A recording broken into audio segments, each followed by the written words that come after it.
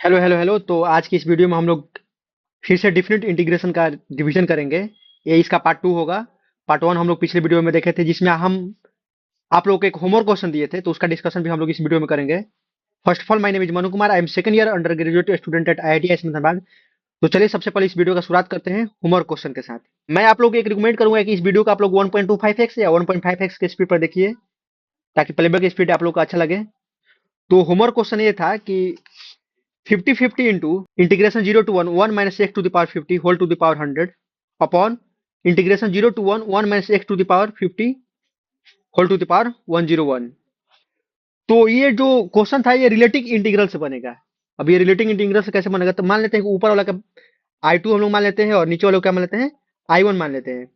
अब देखिए हम लोग किसको सोल्व करेंगे, तो देखिए ऊपर वाला का पावर कितना है 100 है और नीचे वाला का पावर कितना है 101 है। तो हम लोग नीचे वाला को सोल्व करते हैं, क्योंकि अगर इसका डिफरेंशिएशन करेंगे तो ऊपर वाला चीज क्या आ जाएगा, इसका पावर 100 आ जाएगा।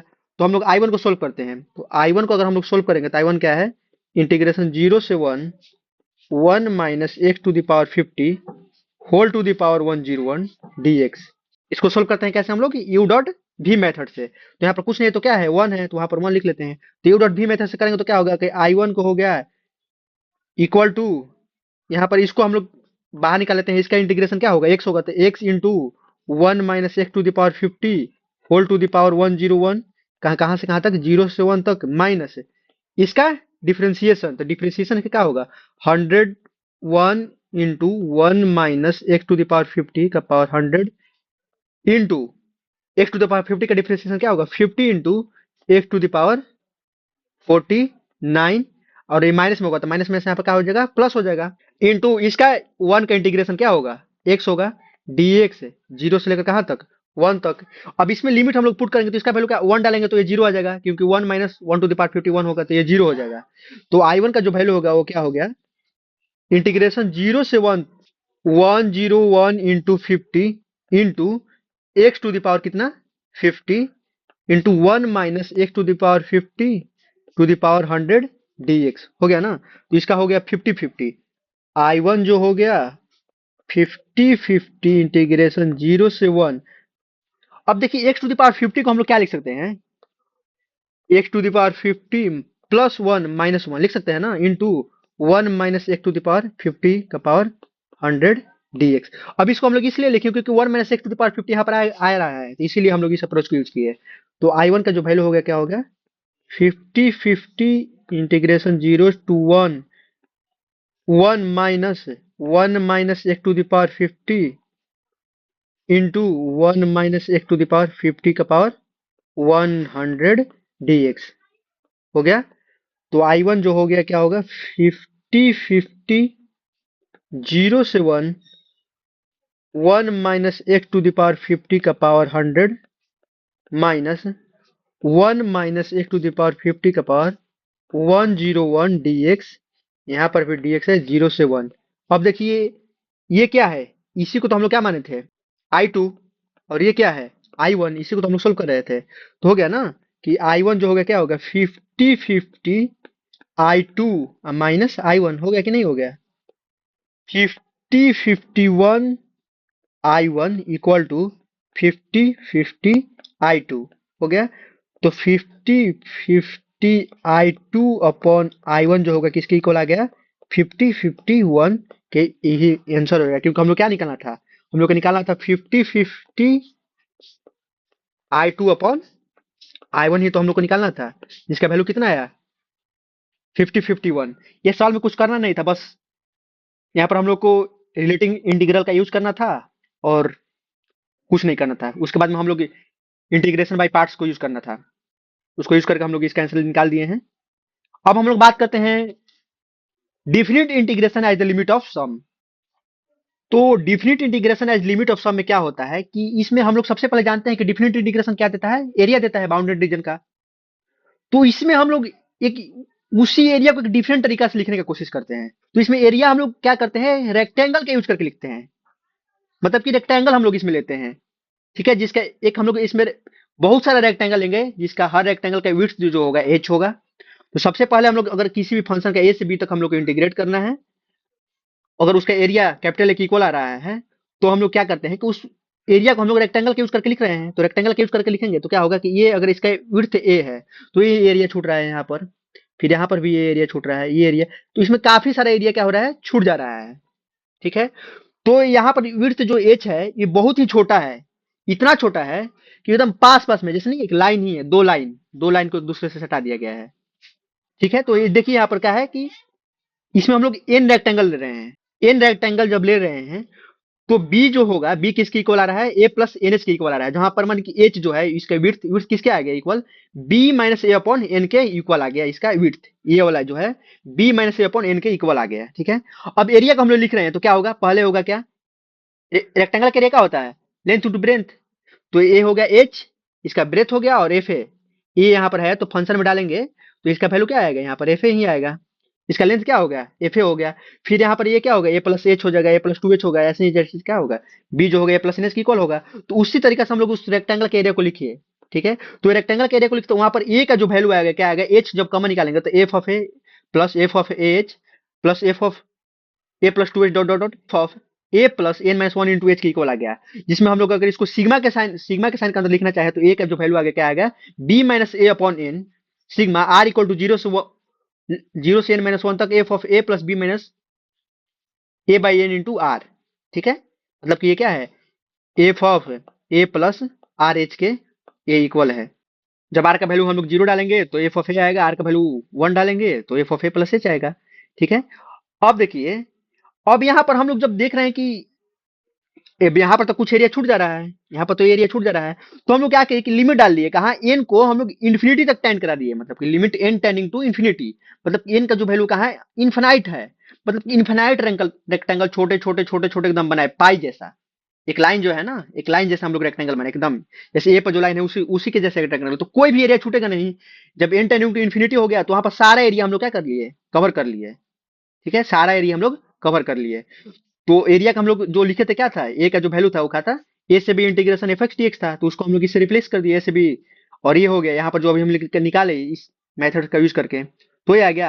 अब ए इक्वल टू जीरो होगा और बी इक्वल टू जब वन होगा तो ये क्या वैल्यू हो जाएगा, limit n tending to infinity r equal to zero से लेकर एन माइनस वन तक sigma one upon n into F of r by n, यहाँ तक हम लोग यहाँ पर देख लिए। क्वेश्चन जो आएगा ना, क्वेश्चन में सिग्मा दिया हुआ होगा, ये सिग्मा के साथ दिया हुआ होगा, तो हम लोग को अब उसको इंटीग्रेशन में चेंज करना है, तो उसके लिए हम लोग क्या करना पड़ेगा कि आर बाई एन को एक से हम लोग रिप्लेस करेंगे, अगर मान लीजिए कि फंक्शन एक्स एक्स उसमें पहले से ही वेरिएबल है तो आर बाई एन को क्या करेंगे, टी से रिप्लेस कर देंगे, फिर वन बाई एन को क्या करेंगे, डी एक्स रिप्लेस करेंगे, और लोअर लिमिट बाई एन को यहाँ पर पुट करेंगे, और अपर लिमिट बाई एन को इंटीग्रेशन के साइन के ऊपर पुट करेंगे, और इसको इंटीग्रेशन के साइन के नीचे पुट करेंगे, बस इसमें कुछ नहीं है।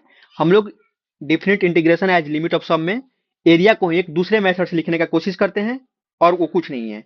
इसको हम लोग क्वेश्चन से समझने की कोशिश करेंगे तो ज्यादा हम लोग को समझ में आएगा। ये रिप्लेसमेंट आप लोग याद करके रखिएगा, रिप्लेसमेंट ये याद बहुत ही इंपॉर्टेंट है, रिप्लेसमेंट के आर बाई एन को हम लोग एक्स रिप्लेस कर रहे हैं, वन बाई एन को डीएक्स रिप्लेस कर रहे हैं, और लोअर लिमिट बाई एन को किस रिप्लेस कर रहे हैं, इंटीग्रल के साइन में नीचे, और अपर लिमिट बाई एन को इंटीग्रल के साइन में ऊपर के रिप्लेस कर रहे हैं। ये लोअर लिमिट क्या है, सिग्मा वाला है, सिग्मा में r equal to zero by n तो ये जीरो हो जाएगा, n minus one by n तो ये क्या होगा, वन की इक्वल होगा, तो यही है ये। देखिए इसमें हम लोग क्वेश्चन देखते हैं, क्वेश्चन देखेंगे सबसे पहले, तो ये देखिए ये आज का पहला एग्जाम्पल है। एग्जाम्पल क्या है कि limit n tending to infinity into n plus one upon n square plus one का whole square plus n plus two upon n square plus two square dot dot n plus two n upon five n square है।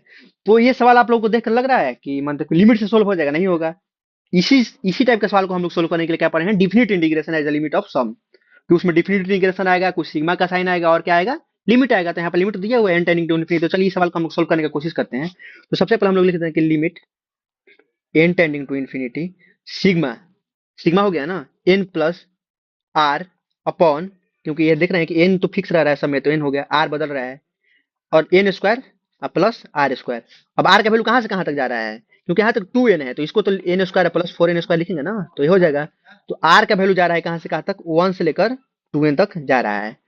अब हम लोग सबसे पहले क्या करते हैं कि हम लोग क्या करना है कि आर बाई एन को एक्स से रिप्लेस करना है, और वन बाई एन को डीएक्स से रिप्लेस करना है। अब देखिए वन बाई एन को डीएक्स से क्यों हम लोग रिप्लेस कर रहे हैं, क्योंकि देखिए वन बाई एन बहुत ही स्मॉल क्वांटिटी होगा ना, बहुत ही स्मॉल क्वांटिटी होगा, डीएक्स भी तो बहुत ही स्मॉल क्वांटिटी होता है एकदम। आर बाई एन क्या होगा, आर तो फिक्स है, वन बाई एन एक बहुत ही स्मॉल क्वांटिटी है, तो आर बाई एन क्या होगा, वो एक्स को अप्रोच करेगा। तो इसीलिए हम लोग आर बाई एन को एक्स से रिप्लेस करते हैं और वन बाई एन को डीएक्स से रिप्लेस करते हैं। ये मत सोचेगा कि इसको हम लोग आर बाई एन को किसके रिफेक्ट में हम लोग डिफरेंशिएट करेंगे तो वन बाई एक्स डीएक्स के वन बाई एन डीएक्स के इक्वल आएगा, नहीं आएगा ना। बस हम लोग बोल ही रहे हैं ना कि डिफरेंट इंटीग्रेशन एज सम जो है क्या है, वो एरिया को एक डिफरेंट तरीका से हम लोग लिख रहे हैं। तो इस टाइप के सवाल को सॉल्व करने के लिए हम लोग डिफिनिट इंटीग्रेशन एज सम पढ़ रहे हैं। तो बस हो गया। तो अभी इसमें हम लोग क्या करना है कि आर बाई एन को एक से रिप्लेस करना है। तो देखना है कहीं भी आर बाई एन आ नहीं रहा है, तो हम लोग क्या करते हैं, सबसे पहले एन स्क्वायर से डिवाइड कर देते हैं इसको, ऊपर और भी नीचे भी। तो limit n tending to infinity sigma r equal to 1 से क्या होगा 2n, एन स्क्वायर डिफाइन करने से क्या होगा 1 by n plus r by n square upon 1 plus r by n का होल स्क्वायर हो जाएगा ना।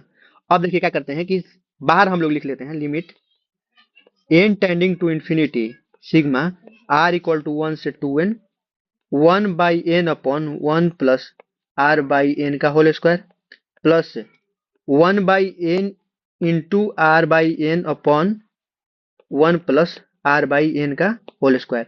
अब देखिए हम लोग क्या करना है कि 1 बाई एन को डीएक्स से रिप्लेस करना है, आर बाई एन को एक्स से रिप्लेस करना है। तो limit n tending to infinity sigma r equal to, अब सिग्मा को हम लोग यहाँ पर क्या बोलते हैं इंटीग्रल का साइन में।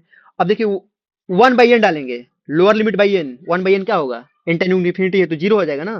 तो ये हो जाएगा जीरो, हो गया कि नहीं हो गया। फिर 2n बाई एन तो क्या होगा 2, तो 0 से 2 1 बाई एन के बदले में dx upon 1 plus x square. Similarly इसका भी अगर हम लोग यहाँ पर भी बाहर निकाल देंगे तो इस वाले पोर्शन का भी बाहर निकालेंगे तो क्या होगा, इसका भी लिमिट क्या होगा 0 से 2 1 बाई एन के बदले में dx आर बाई एन के बदले में x upon 1 plus x square के, ये हो गया। ठीक है, अब यहाँ से लिमिट हम लोग हटा देने के लिमिट का हम लोग यूज कर दिए हैं। तो जो हम लोग का सिग्मा का सवाल दिया हुआ था हम लोग उसको किस में बदल दिए, इंटीग्रेशन में बदल लिए, बस और कुछ नहीं हुआ है इसमें। तो अब देखिए इसका क्या हो जाएगा, tan इनवर्स एक्स हो जाएगा ना, tan इनवर्स एक्स हो जाएगा यहाँ से 0 से 2 तक है, प्लस ये क्या होगा 1 प्लस एक्स स्क्वायर को हम लोग मानेंगे जेड मानेंगे, तो 2x dx जो होगा किसके इक्वल होगा, dz के इक्वल होगा, मतलब x dx जो होगा किसके होगा dz बाई 2 के होगा इक्वल। तो 1 by 2 ln of 1 plus x square इसका हो जाएगा आंसर। और x के बदले में 0 से हम लोग 2 ही पुट कर दें क्योंकि x में ही वैल्यू हम लोग आ गया है, तो बस हो गया tan इनवर्स 2, और tan इनवर्स 0 का वैल्यू माइनस 0, तो 0 हो जाएगा, प्लस 2 डालेंगे तो क्या होगा 1 बाई 2 ln 5, 0 डालेंगे तो ln 1 का वैल्यू क्या होता है 0 होगा। तो ये सवाल का आंसर होगा। इस सवाल में कुछ करना ही था, सबसे पहले हम लोग ने उस सिग्मा को, उस जो क्वेश्चन दिया हुआ था उसके सिग्मा के अंदर लिखे, सिग्मा के अंदर लिखे, फिर उसके बाद हम लोग एन स्क्वायर से डिवाइड किए, एन स्क्वायर से डिवाइड करने के बाद में आर बाई एन के बदले में हम लोग एक्स रिप्लेस किए और 1 बाई एन के बदले में डीएक्स रिप्लेस किए, और फिर उसके बाद में हम लोग सिग्मा वाले साइन को हम लोग किस में बदल दिए, इंटीग्रेशन के साइन में बदल दिए, जिसमें सिग्मा का जो आर के बदले में 1 से था तो 1 बाई एन हम लोग जीरो के को लिखे 1 बाई एन जीरो होगा और 2n बाई एन क्या होगा 2 के इक्वल होगा। तो अपर लिमिट और लोअर लिमिट को हम लोग इस तरीके से चेंज कर लिए और फिर उसके बाद सवाल को सोल्व किए तो उसका आंसर आ गया क्या, tan inverse 2 plus 1 by 2 ln 5 के इक्वल हो गया। ये दूसरा एग्जांपल है कि limit n tending to infinity n factorial का power 1 by n upon n है। तो सबसे पहले हम लोग क्या करते हैं कि n फैक्टोरियल को लिखते हैं मल्टीप्लिकेशन के फॉर्म में। तो n फैक्टोरियल क्या लिख सकते हैं 1 into 2 into 3 into dot dot dot कहाँ तक n तक, अपॉन इसको हम लोग n to the power n लिख सकते हैं ना, whole to the power 1 by n। तो क्या करते हैं ना कि इसको हम लोग मान लेते हैं k की इक्वल है, तो दोनों तरफ हम लोग लॉग ले लेते हैं, क्या होगा दोनों तरफ लॉग ले लेते हैं। तो लॉग k जो होगा, लॉग k होगा किसके इक्वल होगा, log 1 by n into 2 by n into 3 by n dot dot dot n by n, इसका क्या हो जाएगा 1 by n limit n tending to infinity. हो जाएगा कि नहीं हो जाएगा, क्योंकि लॉग लिए तो पावर क्या आएगा नीचे आ गया, तो बस हो गया। तो लॉग के equal to limit n tending to infinity.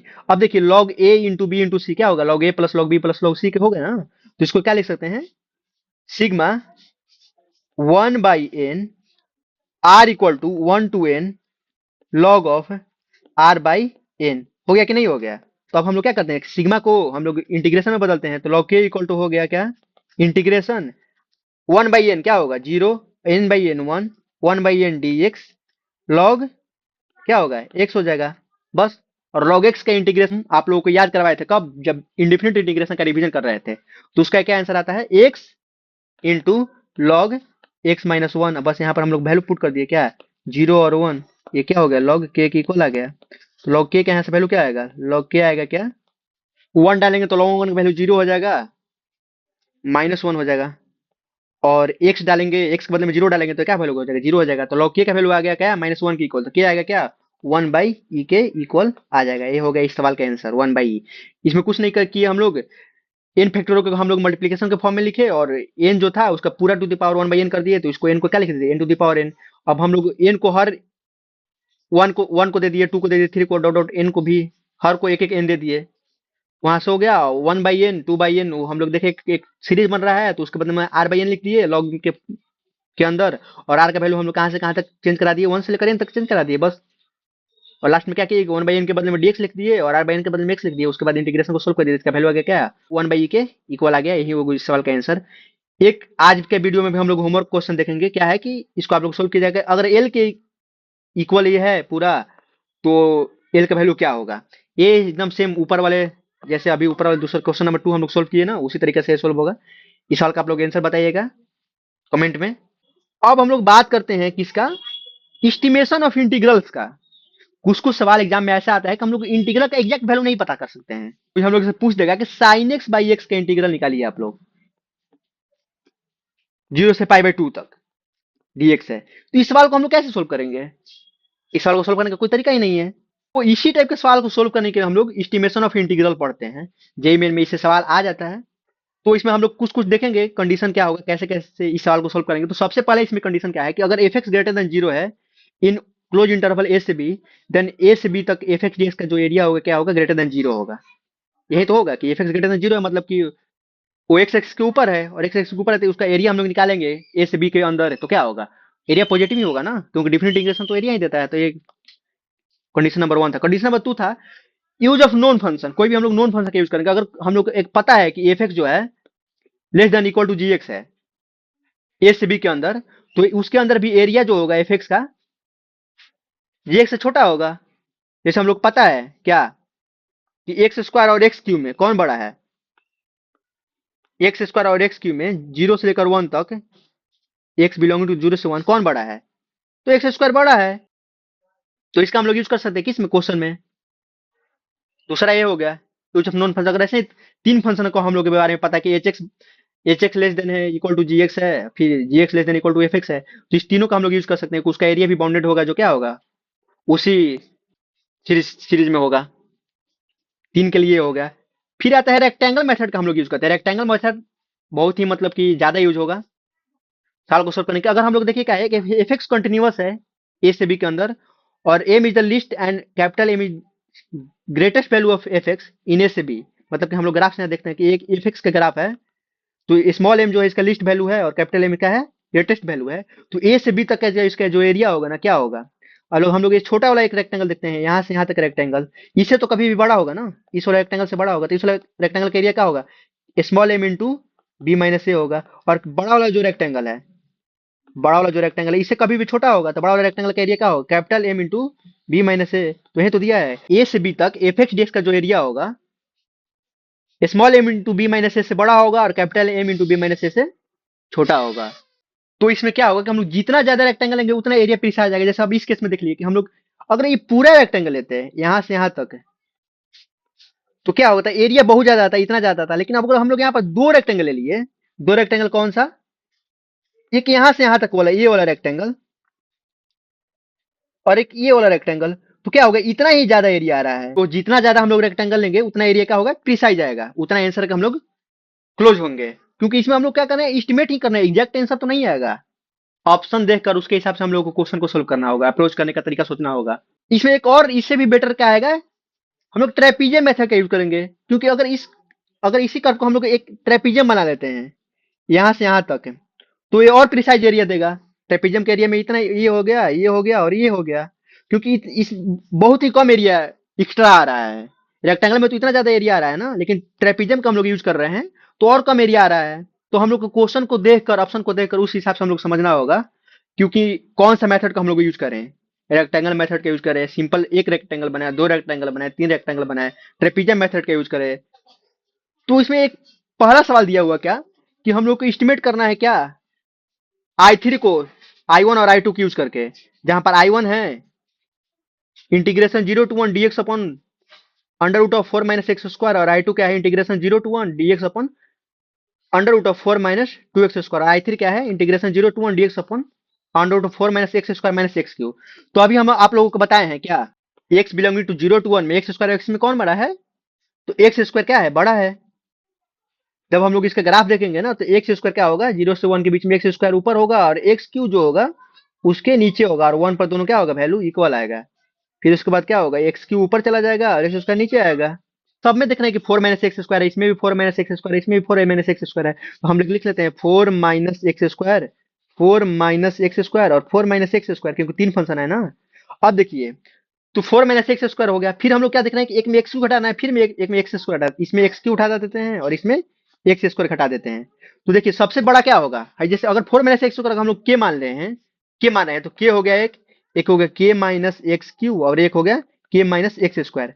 तो तीनों में सबसे बड़ा कौन है, तीनों में सबसे बड़ा के है, फिर उसके बाद कौन है, तो फिर ये बड़ा है ना, क्योंकि एक्स क्यू छोटा है, तो कोई किसी में से छोटा घटा रहे हैं तो क्या होगा, ये वैल्यू ज्यादा बड़ा होगा एज कम्पेयर टू दिस।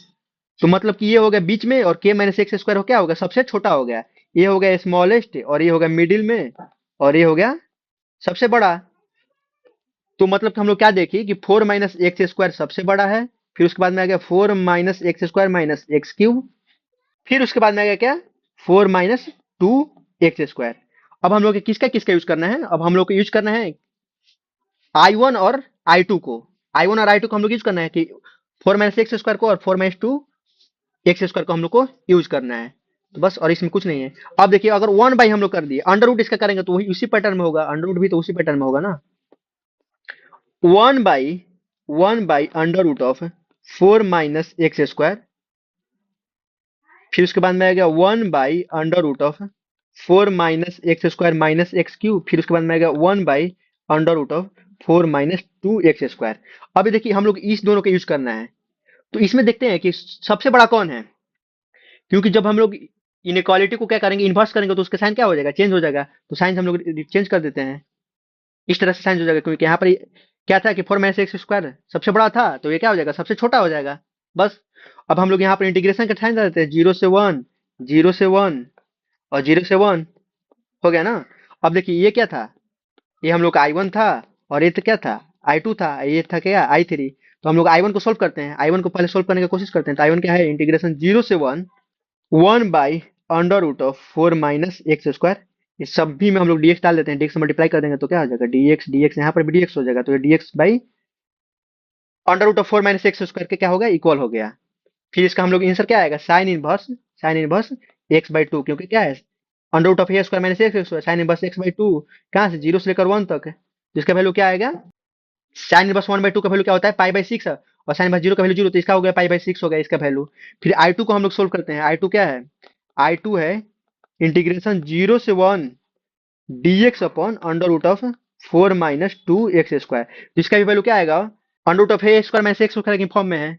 जब हम लोग इसको 4 से डिवाइड कर देंगे तो इसका वैल्यू हो जाएगा 1/√2 times of sine inverse x/√2 के इक्वल होगा। यहाँ पर 0 से 1 डालेंगे तो साइन इनवर्स 1/√2 किसके होगा पाई/4 के, तो 1/√2 इंटू पाई/4 ये हो गया, और साइन इनवर्स 0 का वैल्यू 0 आता है।